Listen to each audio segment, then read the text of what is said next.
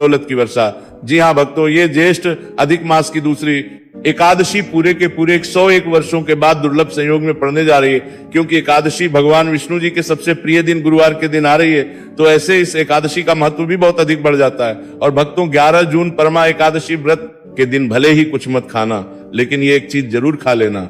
भगवान विष्णु जी और माता लक्ष्मी की कृपा से आपके घर में इतना पैसा आएगा कि संभाल नहीं पाओगे। इसके साथ ही भक्तों, इस व्रत को करने से 100 राजसूय यज्ञ और 1000 यज्ञ के फल के समान पुण्य प्राप्त होता है। साथ ही भक्तों, हम आपको यह भी बताएंगे कि चाहे कुछ भी हो जाए, लेकिन 11 जून परमा एकादशी व्रत पर ऐसा खाना घर में भूलकर भी मत बनाना और ना ही उसे खाना, पूरा घर परिवार बर्बाद हो जाता है। साथ ही भक्तों, इस प्रवचन में जानेंगे 11 जून गुरुवार परमा एकादशी व्रत पर ऐसा क्या खाना चाहिए जिससे कि आपके जीवन में भगवान विष्णु शिव की कृपा प्राप्त हो। साथ ही भक्तों, इस प्रवचन में हम आपको यह भी बताएंगे कि 11 जून परमा एकादशी व्रत पर भूलकर भी ये 5 काम कभी मत करना, नहीं तो कंगाल होते देर नहीं लगेगी। भक्तों, परमा एकादशी व्रत पर आपको ये 5 काम कभी नहीं करनी चाहिए। जो भी व्यक्ति गुरुवार परमा एकादशी व्रत के दिन इन 5 कामों को करता है, उसकी जिंदगी बर्बाद हो जाती है, उसके घर में कंगाली छा जाती है। और जिस 5 कार्य होते हैं, माता लक्ष्मी ऐसे घर से हमेशा के लिए चली जाती है। भक्तों, साथ में हम आपको यह भी बताएंगे कि 11 जून परमा एकादशी व्रत के दिन अगर आप इन चीजों का दान कर देते हो तो आपके घर में कभी धन की कमी नहीं होगी, हमेशा ही रुपया पैसा आपके घर में आएगा। तो इसीलिए आप इस प्रवचन को पूरा ही सुने, आधा अधूरा ना सुने। कई लोग होते हैं जो वीडियो को काट काट कर देखते हैं, बीच बीच से देखें, और फिर ऐसे व्यक्ति को जीवन में कभी सफलता हासिल भी नहीं हो सकती। इसीलिए वीडियो को आधा अधूरा छोड़ कर ना जाए भक्तों, चाहे कुछ भी हो जाए, लेकिन एकादशी के दिन एक छोटी सी चीज जरूर खा लेना। आपको करोड़पति बनने से विधाता भी नहीं रोक पाएंगे, क्योंकि 101 वर्षों के बाद पुरुषोत्तम मास में परमा एकादशी व्रत ऐसे शुभ समय में पड़ने जा रहे हैं। और परमा एकादशी हिंदू धर्म के लोगों के लिए सबसे श्रेष्ठ मानी जाती है। और भक्तों, इस दिन किया गया कोई भी उपाय कभी भी निष्फल नहीं जाता, बेकार नहीं जाता, मतलब हमेशा लाभ ही लाभ प्रदान करवाता है।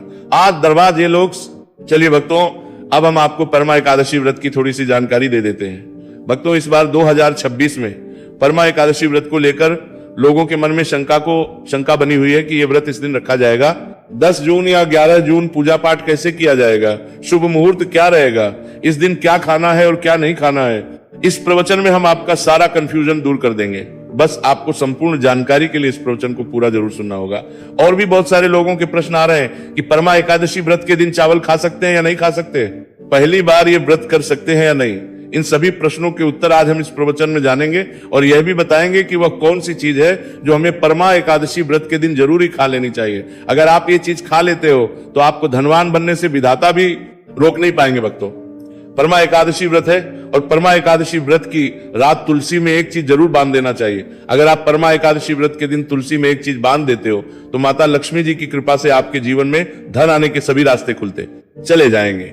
तो भक्तों, परमा एकादशी व्रत ज्येष्ठ अधिक मास के कृष्ण पक्ष की एकादशी को मनाई जाती है भारत में। इसे अलग अलग जगहों पर अलग अलग नाम से जाना जाता है। जैसे कहीं कहीं पर इसे परमा एकादशी व्रत और कहीं ना कहीं पर वैष्णव पुरुषोत्तमी एकादशी, कहीं ना कहीं पर बसव कमला एकादशी व्रत के नाम से भी जाना जाता है। धर्म ग्रंथों में कहा गया कि परमा एकादशी व्रत ज्येष्ठ कृष्ण की एकादशी होती है, और ये भगवान श्री विष्णु को समर्पित एक अत्यंत पुण्यदायी व्रत माना गया है।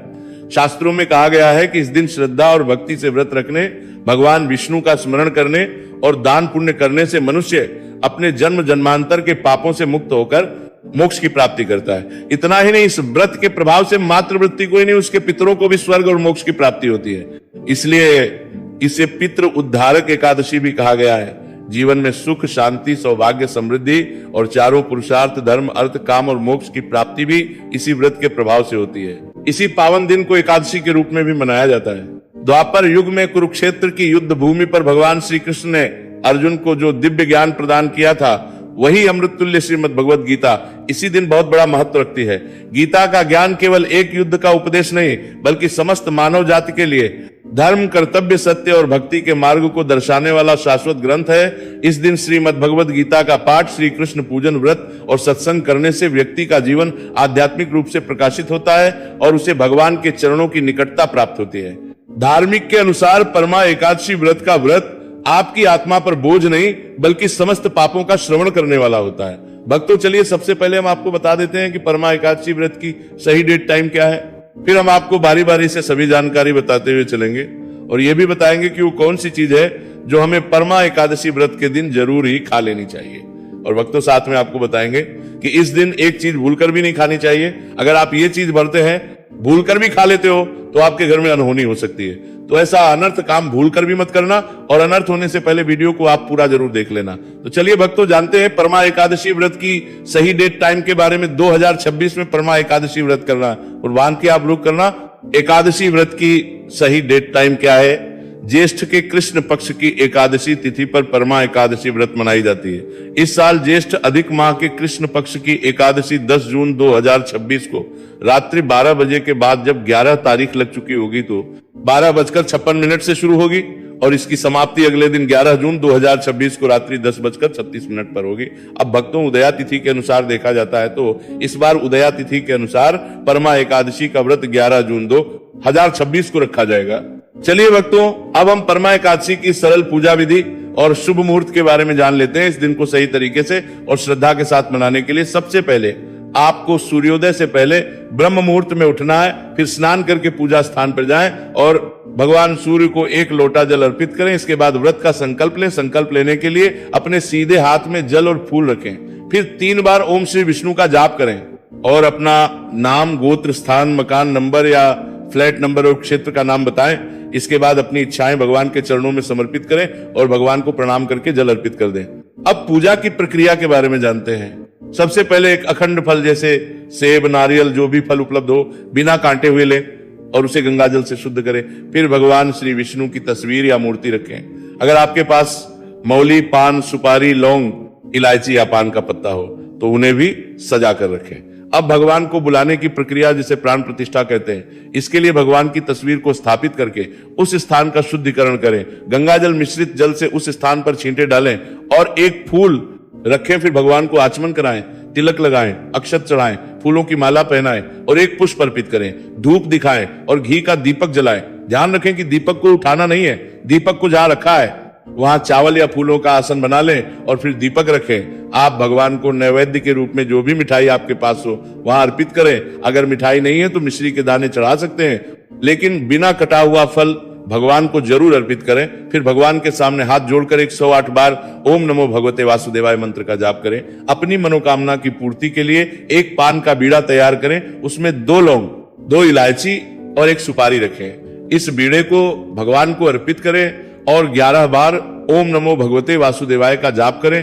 फिर अपनी इच्छा के समक्ष व्यक्त करें। यदि आप धन की प्राप्ति के लिए पूजा कर रहे हैं तो भगवान से धन का आशीर्वाद प्राप्त करें। अब परमा एकादशी की कथा सुने या उसका पाठ करें और फिर भगवान की आरती करें। अंत में फल का भोग अर्पित करें और प्रसाद को सभी में वितरित करें। इस दिन अन्न का सेवन ना करें, यह व्रत का सबसे बड़ा नियम है। चलिए भक्तों, अब हम जान लेते हैं कि परमा एकादशी व्रत के दिन क्या ना करें।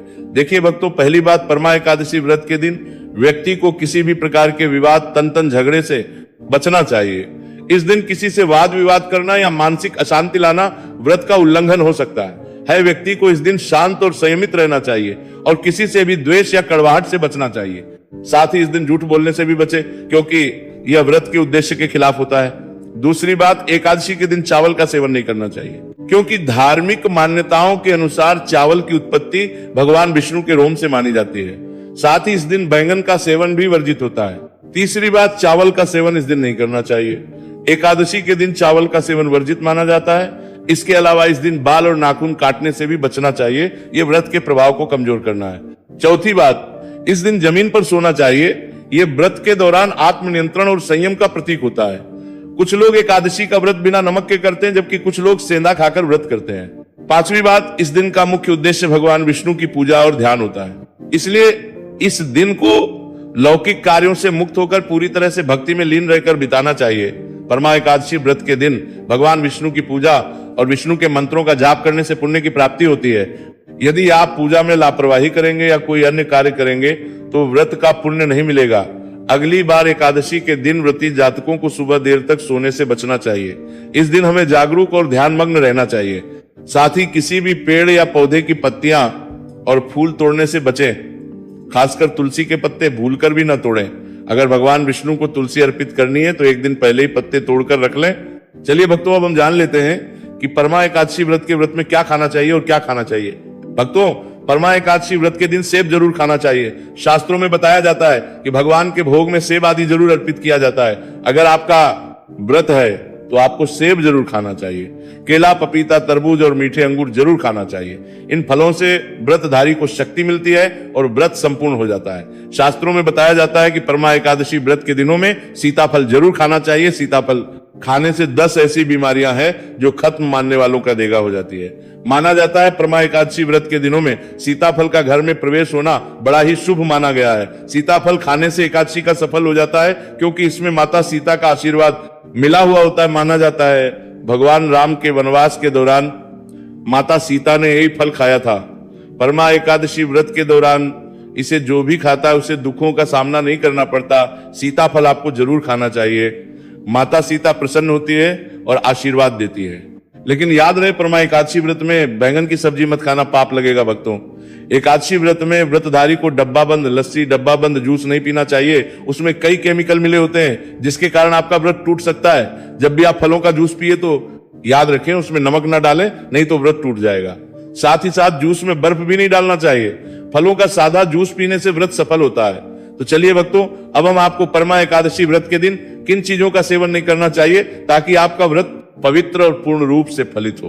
भक्तों, पहली चीज खट्टे पदार्थ। एकादशी के दिन खट्टे खाद्य पदार्थों का सेवन भी करना वर्जित माना जाता है, जैसे कि आम, इमली, दही, खट्टे फल आदि या खट्टे पदार्थ तामसिक गुणों को बढ़ाते हैं जिससे मानसिक स्थिति पर नकारात्मक प्रभाव पड़ सकता है। धार्मिक दृष्टि खट्टे पदार्थों से शरीर में नकारात्मक ऊर्जा का संचय होता है जो व्रत के उद्देश्य के खिलाफ है। इसलिए इस पदार्थों से बचना चाहिए। दूसरा है मांसाहारी भोजन। परमा एकादशी व्रत के दिन मांसाहारी भोजन का सेवन पूरी तरह से निषेध है। मांसाहार भोजन न केवल शारीरिक दृष्टि से हानिकारक होता है बल्कि यह आध्यात्मिक रूप से भी हमारे पापों को बढ़ाता है।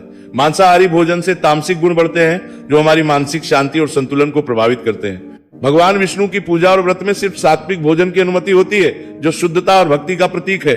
इसलिए इस दिन मांसाहार, अंडे, मुर्गा, मछली या किसी भी प्रकार के मांस का सेवन न करें। इस बात का विशेष ध्यान रखें। भक्तों, तीसरी चीज शक्कर और मिठाई का सेवन। परमा एकादशी व्रत के दिन अत्यधिक शक्कर या मिठाई का सेवन भी नहीं करना चाहिए। शक्कर का अधिक सेवन शरीर में और तामसिक गुणों को बढ़ाता है जो व्रत के उद्देश्य के खिलाफ होता है। मिठाई और शक्कर का सेवन मानसिक स्थिति को प्रभावित कर सकता है और वृत्ति को संतुलित रखने में मुश्किलें पैदा कर सकता है। हालांकि इस दिन हल्के मीठे फल जैसे केला, सेब, नारियल आदि खाया जा सकता है, लेकिन अधिक शक्कर या मिठाई का सेवन करने से बचना चाहिए। इन सभी चीजों से परहेज करते हुए इस एकादशी का पालन। भक्तों, आगे की जानकारी देने से पहले अगर आप हमारे चैनल पर नए हैं तो चैनल को सब्सक्राइब करके वीडियो को एक लाइक जरूर करें। भक्तों, परमा एकादशी का दिन बहुत ही खास होता है। इस दिन अगर आप तुलसी मैया से जुड़ा एक विशेष उपाय कर लें तो आपके जीवन में सुख, शांति और समृद्धि का आगमन निश्चित हो जाता है। आज हम आपको इसी खास उपाय के बारे में बताने जा रहे हैं। शास्त्रों में साफ कहा गया है कि जिस घर में तुलसी का पौधा होता है उस घर में मां लक्ष्मी का वास होता है, वहां हमेशा समृद्धि बनी रहती है। लेकिन तुलसी माता से जुड़ी कुछ बातें और नियम है जिन्हें जानना और अपनाना बेहद जरूरी है। भक्तों, अगर आप अपने परिवार की खुशहाली, समृद्धि और सौभाग्य चाहते हैं तो इस परमा एकादशी पर तुलसी मैया को चुनरी जरूर चढ़ाए। ऐसा करने से भगवान विष्णु और माता लक्ष्मी दोनों की विशेष कृपा आपके जीवन में बरसती है। लेकिन अक्सर लोग अनजाने में कुछ ऐसी गलतियां कर बैठते हैं जिनका नतीजा उन्हें भुगतना पड़ता है। जैसे कई लोग अपने घर में तुलसी का पौधा तो लगा लेते हैं लेकिन उसे कभी चुनरी नहीं उड़ाते। याद रखें, तुलसी माता को चुनरी अर्पित करना एक बहुत ही शुभ कार्य है। इससे मनोकामनाएं पूरी होती हैं। और भक्तों, ध्यान रखें कि तुलसी के पास कभी कोई अपवित्र या अशुद्ध चीजें ना रखें। वहां हमेशा साफ सफाई बनी रहनी चाहिए। साफ सफाई बनी रहनी चाहिए। साफ सफाई बनी रहनी चाहिए। अब ही तुलसी के पास कभी भी कटु या कड़वे शब्द नहीं बोलने चाहिए। वहां हमेशा साफ सफाई बनी रहनी चाहिए। साथ ही तुलसी के पास कभी भी कटु या कड़वे शब्द नहीं बोलने चाहिए, वरना तुलसी मैया नाराज हो जाती है। अब जानिए उस खास उपाय के बारे में जिसे परमाताकारी बरमाती के बारे में जो एकादशी पर करना चाहिए। इस दिन ब्रह्म मुहूर्त में उठकर तुलसी के पौधे में एक सिक्का नए लाल कपड़े में लपेटकर गाड़ दे। इससे आपके घर में धन समृद्धि के द्वार खुलते हैं और दरिद्रता धीरे धीरे दूर होने लगती है।